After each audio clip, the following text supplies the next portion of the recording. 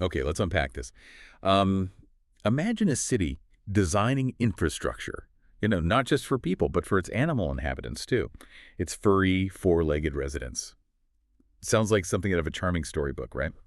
Today, we're taking a deep dive into some really fascinating news that just landed this week. It's a story about compassion, clever urban planning, all happening in the Netherlands. We're looking specifically at an article titled, Dutch Cities Are Building Tiny Staircases to Save Cats from Drowning, which came out August 6th, 2025. Yeah, and what's fascinating here, I think, is how these, well, seemingly small local things can actually tell us a lot about bigger ideas, like urban living, animal welfare, even how cities find money for stuff. So our mission today is basically to pull out the key insights from this, well, heartwarming story so you can quickly get what it means and see how these kinds of focused efforts can really make a difference. Exactly. We're talking about tiny staircases, specifically designed, believe it or not, to save cats and other small animals, too, from a very real danger in those city canals. It's not just wishful thinking either. These cities are putting actual resources into stopping animal suffering. So what kicked this whole thing off? What was the problem they saw? Well, it really came from a pretty distressing situation. In Amsterdam, for example, they had quite a few incidents reported. Get this, 19 cats drowned in the canals in just 6 months. Wow. Yeah, and 6 of those were right in the city center. So, I mean, that kind of number really points to a recurring heartbreaking issue. It needed more than just, isolated rescues. It needed a proper solution. 19 cats in half a year. Yeah. That's a stark figure. So yeah, definitely not just a few random accidents, a real persistent challenge. And it was a party for the animals, wasn't it? Through Judith Krom. They pushed for this, That's right. calling it a simple measure that could prevent enormous animal suffering, Oh. which makes sense. But the big question then is, how did they actually pay for it? Where did the money come from? Okay, so that's where it gets really interesting and, frankly, quite clever. The Amsterdam City Council, back on July 10th, they passed a motion. They set aside up to $100,000 for these staircases. Okay, 100,000, that's significant. It is, and crucially, they proposed using unallocated funds, money just sitting in the city's existing biodiversity budget. So repurposing existing money, not raising new funds. Exactly. And that's, I think, a really powerful lesson in resourcefulness. It shows how cities can look again at their budgets, shift things around a bit to meet these kinds of emerging needs without having to ask for more money immediately. Apparently, the counselor responsible for animal welfare, Zita Pels, she supported the idea before, but the budget was tight. Right. Until they figured out this funding solution. So they had the idea, the support, and now a very smart way to fund it. Okay. Yeah. So once the money's there, Mhm. how do they decide where to put these staircases? Is it just everywhere or more targeted? No, it's definitely strategic. The plan is to work really closely with the local animal welfare group, Deer and Ambulance Amsterdam. But they'll use their data, their knowledge, to pinpoint the most dangerous spots for animals.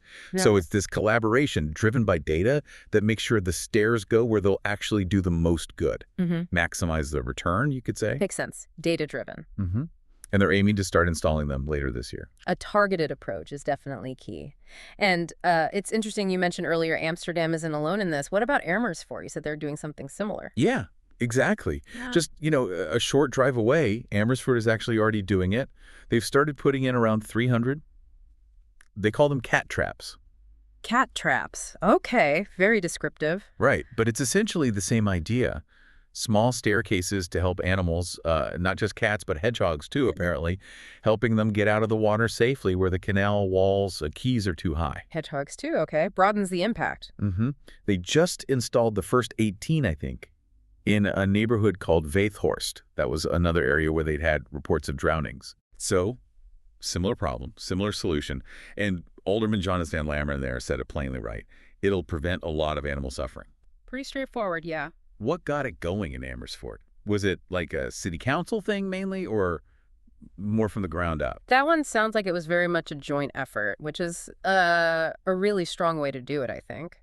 The Amersfoort project kicked off with input from their local animal ambulance, like in Amsterdam, but also local researchers and, importantly, residents who were concerned. Residents involved from the start. Yeah. They began by mapping out the drowning hotspots, first in the city center, and now they're expanding it, moving into other neighborhoods like Schothorst, and the plan is to eventually cover the whole municipality. That really highlights how important that local engagement is, doesn't it? And it sounds like they're keeping that community spirit going, maybe even getting private citizens involved directly. Precisely. Residents were key early on, and the city officials are hoping that continues, especially, where the canal access points are actually on private land. Right. That could be tricky. So to sort of encourage that, they're already developing a plan to give these cat stairs directly to residents. So Uh, people who want to make their own keys safer for local animals can actually do it themselves. that's fantastic. It kind of decentralizes the effort, empowers people to chip in. Exactly. Makes it a real citywide solution, built piece by piece. And if you sort of connect this to the bigger picture, what you're seeing in both Amsterdam and Amersfoort, it really shows a shift, I think, a move toward the empathetic urban planning, more inclusive. Empathetic. Yeah. It's about recognizing that we share these spaces, our built environments, with other living things, and we need to actively think about their well-being when we design things, not just focus on humans. Absolutely. And for you, the listener, this is just such a great example, isn't it? It shows how local voices pushing for something, combined with some smart budgeting and real community teamwork, how that can lead to change that's genuinely impactful and, well, pretty heartwarming too. It's a powerful reminder, like Judith Crom from the Party for the Animals said, that even these seemingly small solutions can stop enormous animal suffering. Absolutely. A small intervention with a big impact. Which leads to, I guess, a final thought to ponder. If cities can figure out how to build tiny staircases for cats, what other small, maybe overlooked, but profoundly compassionate solutions might be out there? What else could we implement in our own communities if we just looked a little closer?